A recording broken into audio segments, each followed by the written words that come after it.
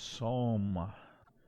And we're in Psalm chapter 19. We're going to talk about the glory of God for a little bit over the next few weeks on Wednesday nights.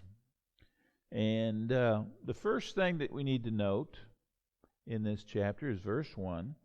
And it's a verse we all know. We know, at least I think everybody in this room does. The heavens declare the glory of God, and the firmament showeth his handiwork.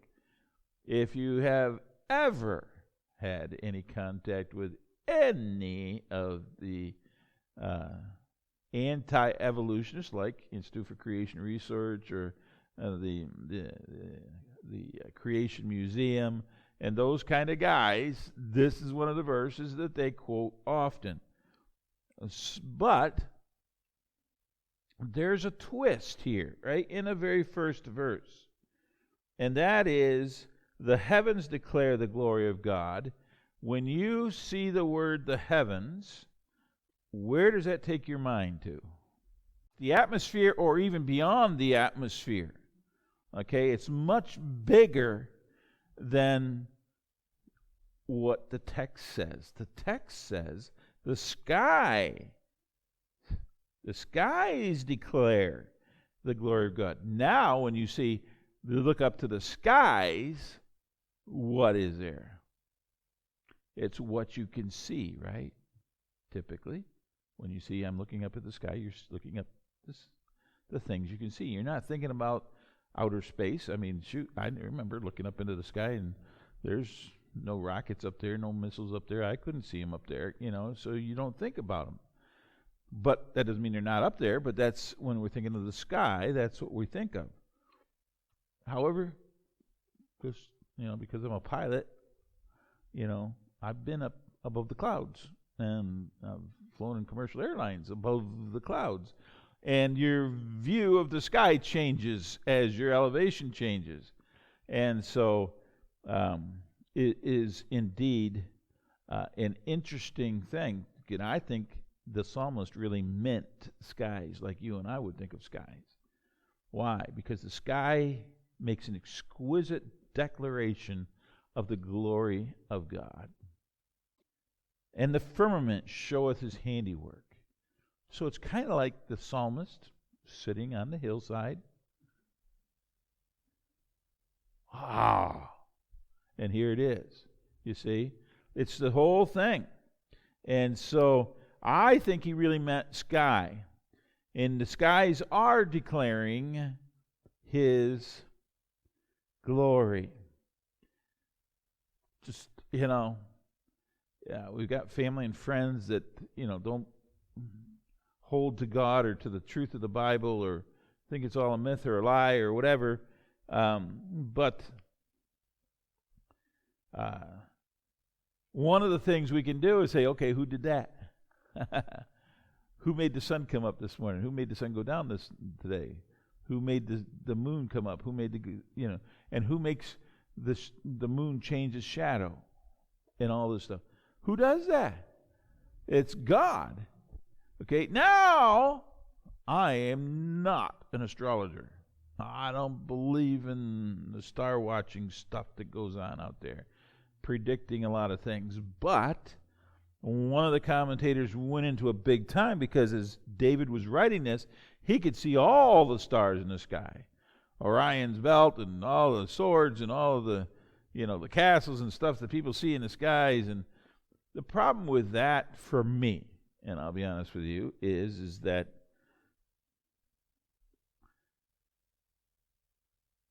nothing is written.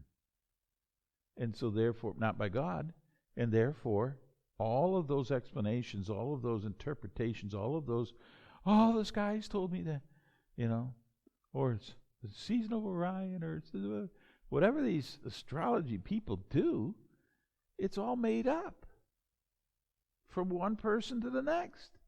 Where's truth in that, So, I hesitate, if not flat out pause, to think that watching the stars is beneficial to us as Christians. Not that there isn't some beneficial things, such as the Star of Bethlehem.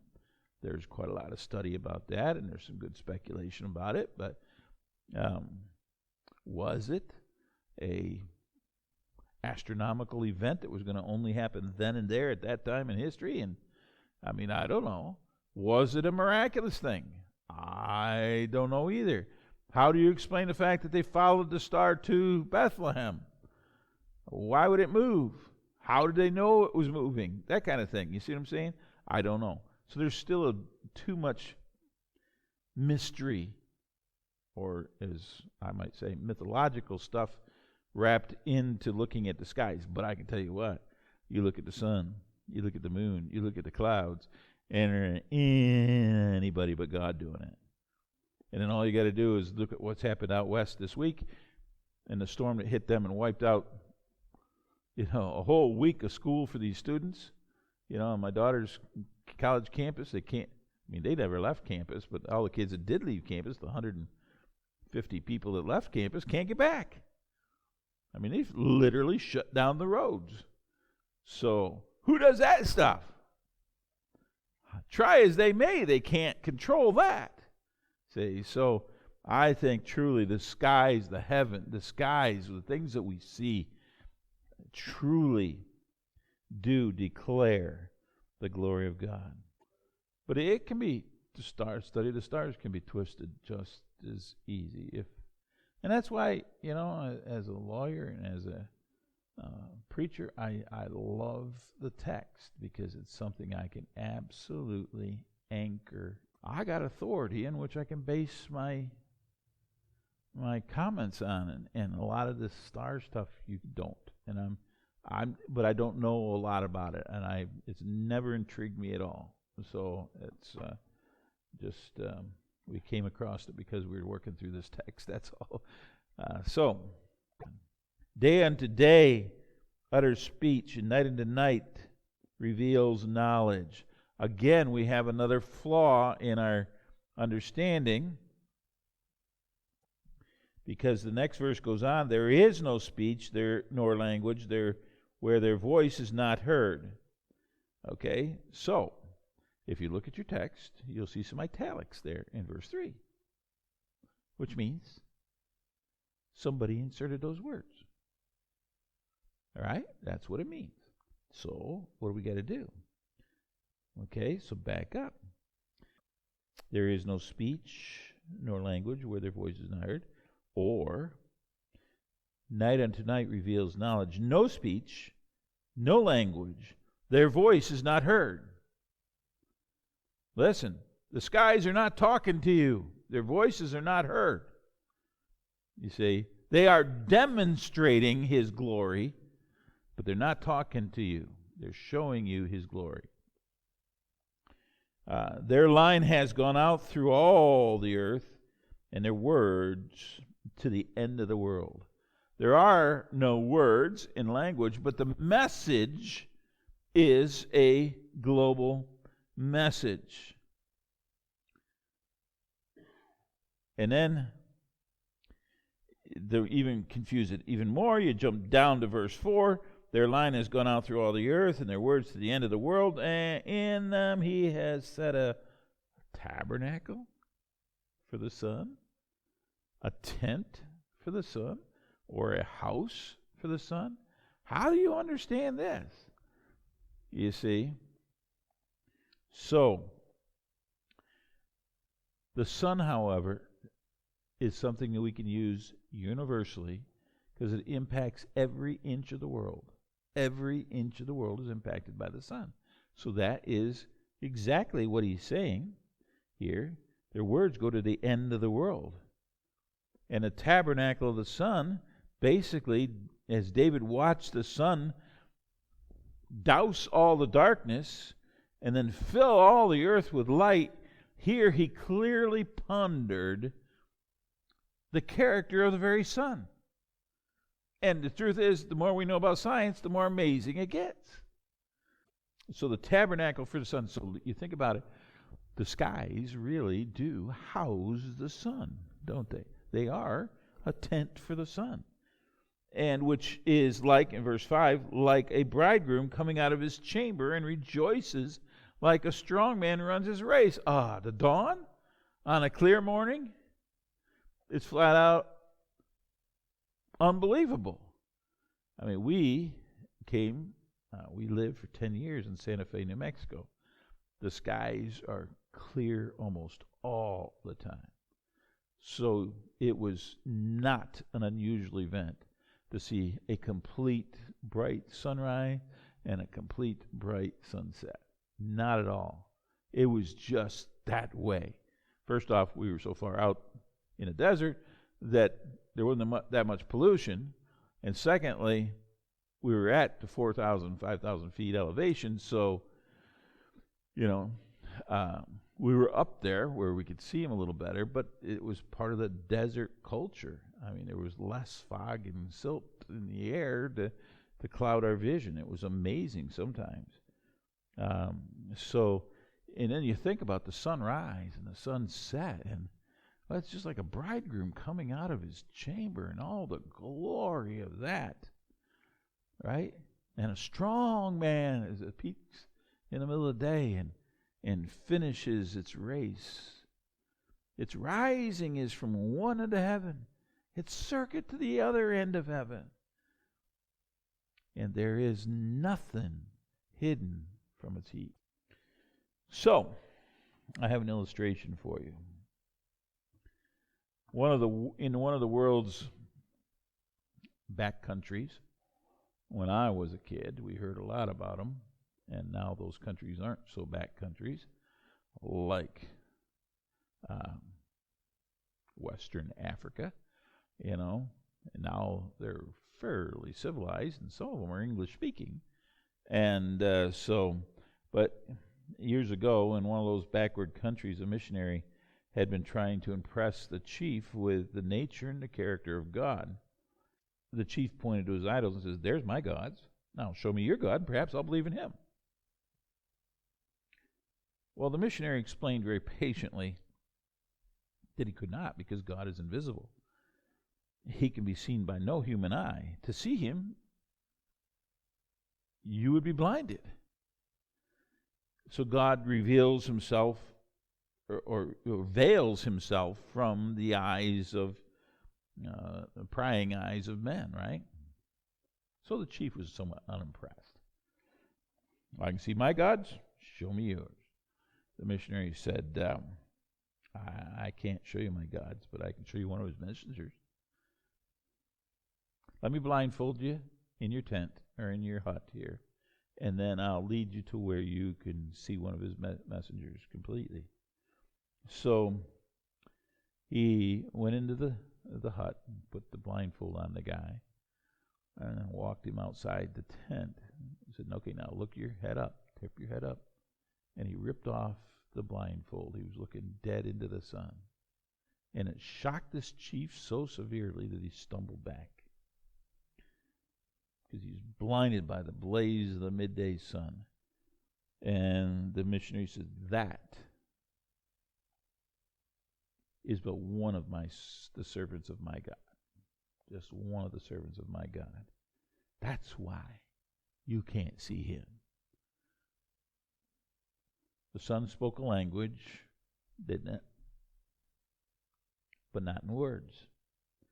But a language that even that chief, with no background in any of this, could understand. Therefore, we must remember not to get all wrapped up too much in perceived revelation of the skies, the astrologist and anybody else, that can be twisted and turned into almost anything that you want with your words. We must remember that when God said it, he said it all. God does address the issue of the skies, and he does so in Genesis chapter 1. And it says 5 words. He made the stars also. God was not making the stars his testimony. He was using them as an instrument of his mercy and grace, his revelation, but not as the primary source of his revelation. And we should remember that we look up to the sky, we ought to rejoice. Today was a gorgeous day in a lot of ways. It was a little cold this morning. I had my vest on this morning, but I haven't had it on since 11 o'clock, and I've been wandering around a little bit. But it's good to see the sun. It's not so good when it's not showing, but here in western Pennsylvania, we have quite a few days where we don't see the sun. I sold my house in New York. I sold my house, was it now 10 years ago? I don't remember. But we went to the mission field and it hadn't sold. And so I appointed a friend up there to be my attorney in fact and happily get it sold. And we opened it up, and a Christian young man came in that would house set it for us, and all he basically did is camp there. A big, huge, empty house where we had 11 kids, so just one guy in it was rattling around. But, and it didn't sell, and I'd call him about once a month and just check on things and so forth. And one time he says, "We haven't seen the sun in 90 days. We have not seen the sun." And I'm sitting in Santa Fe, New Mexico, where the skies are as blue as can be blue and as bright and sunny almost every day, unless it rains. And even if it rains or snows, it burns off by 2 o'clock in the afternoon, and it's clear again. It's just unbelievable. And here he is fighting it. So it is a problem when we don't see the sun. But we still see the light, don't we? Even in that, the light is still here. Now, ponder this for a minute. As we're going into Easter season, what happened on the cross? All the light was gone for a period of time. Every stitch. Now you tell me how that would have freaked people out. It would have been flat out amazing and terrifying for all light to disappear. Unbelievable how God did a little thing like that to show who He is. The skies declare the glory of God, and the firmament showeth His handiwork. He even crafted, the